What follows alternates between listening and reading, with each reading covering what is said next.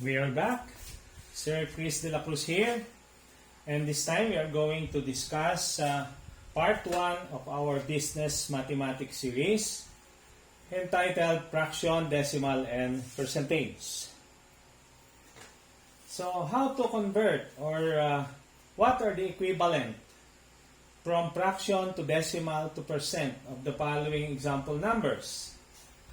From fraction to decimal and then to percent. So 1/1 in decimal is just the same as 1.00 or 1 whole number. Then in terms of percent, that's equivalent to 100%. 1/2 or 1/2 in decimal is 0.50 or simply 0.5. And that is equivalent to 50% in terms of percentage. 1/4 is 0.25 in decimal and 25%. 1/5 is 0.20 or 0.2 and that is 20%. 1/10 is equals to 0.1 or 0.10 and that is equivalent to 10%. Now, how to translate decimal to percent? To translate decimal numbers to percent, multiply the given decimal number by 100 or move the decimal 2 places to the right. Examples: 0.36. In order to become or to translate this into percent, 0.36 i-multiply natin by 100. And that is 36%. Or simply move the decimal places 2 times to the right. Another example, 0.177 multiplied by 100 is 17.7%. Or simply move the decimal 1, 2, and that is 17.7%. 0.5432. So move the decimal 2 times to the right, 1, 2, or multiply this by 100, that is 54.32%. So actually the simplest and the easiest to translate is decimal to percent.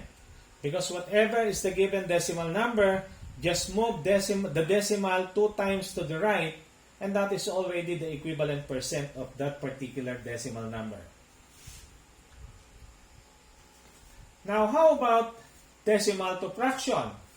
To translate decimal to fraction, move the decimal to the right and divide by 10, 100, 1,000, and so on and so forth, depending on how many places the decimal is moved. Okay? So, if we are going to move the decimal 1 time to the right, then divided by 10. If we will move the decimal place 2 times to the right, then we have to divide it by 100.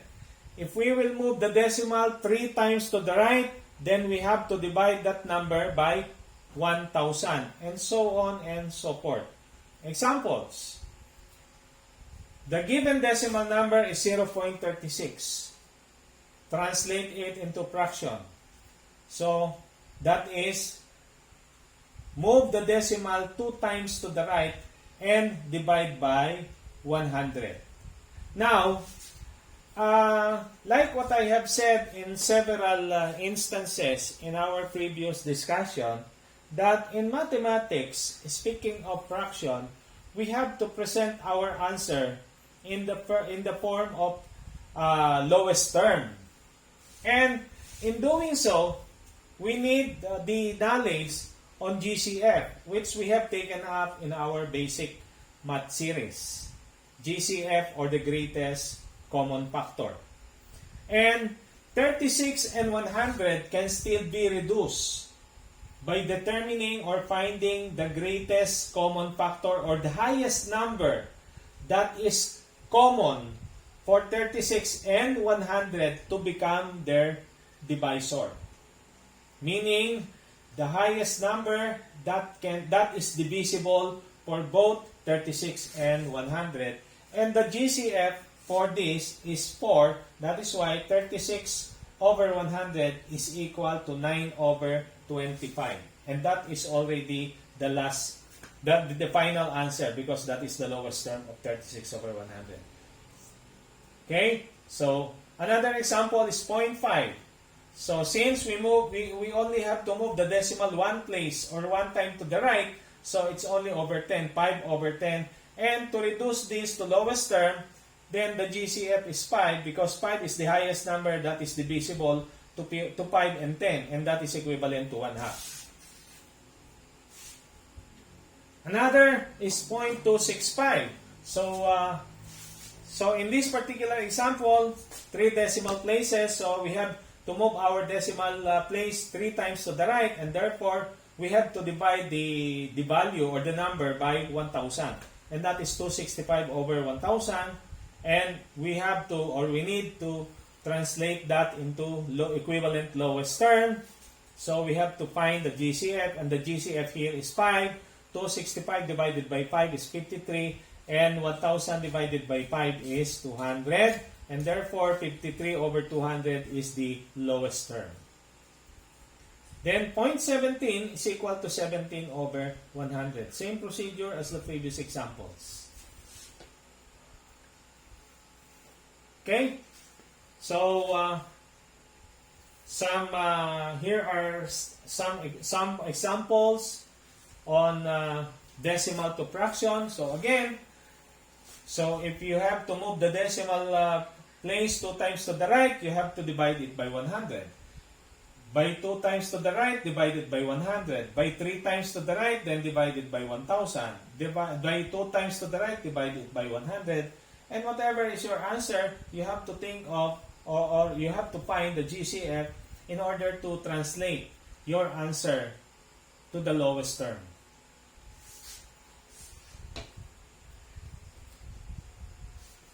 Okay? So this is the rule that we have just employed in translating decimal to fraction. So if we have to move our decimal place 1 time to the right, then we have to divide it by 10. 2 decimal places to the right, we have to divide it by 100. 3 decimal places to the right, we have to divide it by 1,000, and so on. Now, how about fraction to decimal? Okay?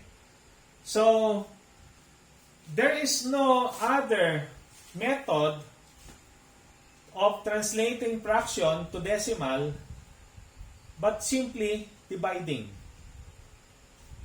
3/4. The equivalent decimal of that is 3 divided by 4, and that is 0.75. 1/3, 1 divided by 3 is equivalent to 0.33. 35 over 50 is equivalent to 0.70. So actually, it's very easy. There is no simple method by longhand, because a lot easier by simply dividing. You can use a calculator, but doing it longhand will take quite a tedious operation. So better use a calculator. So simply 3 divided by 4, 1 divided by 3, 35 over 50, and so on and so forth. That's how fraction is translated or converted to decimal. How about fraction to percent? Now, in doing so, we have to translate first the given fraction to decimal and then to percent. So, 3 over 4 is equals to 0.75 in terms of decimal, and that is equivalent to 75% by moving the decimal 2 times to the right. 1 over 3 is 0.3333, and so on and so forth, but we get only the 4 decimal places, so move the decimal to the 2 times to the right, so that is 33.33. And 35 over 50 is equals to 0.7. Move the decimal 2 times to the right, and that is 70%.